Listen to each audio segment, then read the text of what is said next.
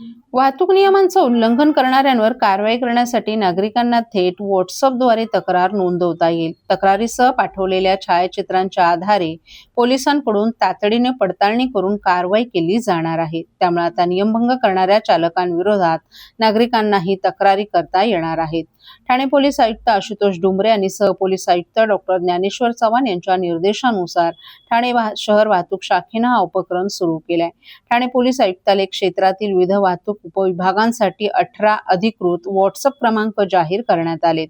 विरुद्ध मार्गिकेवरून वाहन चालवणं, दुचाकीवर 3 प्रवासी, नियमबाह्य वाहन क्रमांक, बेकायदेशीर वाहन उभं करणं, वाहतुकीस अडथळा निर्माण करणं यांच्यासह अन्य वाहतूक नियमांचं उल्लंघन आढळल्यास त्याची माहिती संबंधित वाहतूक उपविभागाच्या व्हॉट्सअप क्रमांकावर पाठवता येणार आहे. प्राप्त तक्रारीतील छायाचित्र आणि उपलब्ध माहितीच्या आधारे संबंधित वाहतूक अधिकारी किंवा अंमलदारांकडून पडताळणी करण्यात येईल. नियमभंग झाल्याचं स्पष्ट झाल्यास संबंधित वाहनावर ई-चलन कारवाई करण्यात येणार आहे. तसंच करण्यात आलेल्या कारवाईची माहिती तक्रारदार नागरिकाला देणंही अधिक सुलभ होणार आहे. मोबाईलद्वारे तक्रार करताना नागरिकांनी किमान 3 सुस्पष्ट छायाचित्र पाठवावीत. विशेषतः वाहनाचा नोंदणी क्रमांक स्पष्ट दिसेल अशा पद्धतीनं छायाचित्र काढण्याचं आवाहन पोलिसांनी केलं आहे.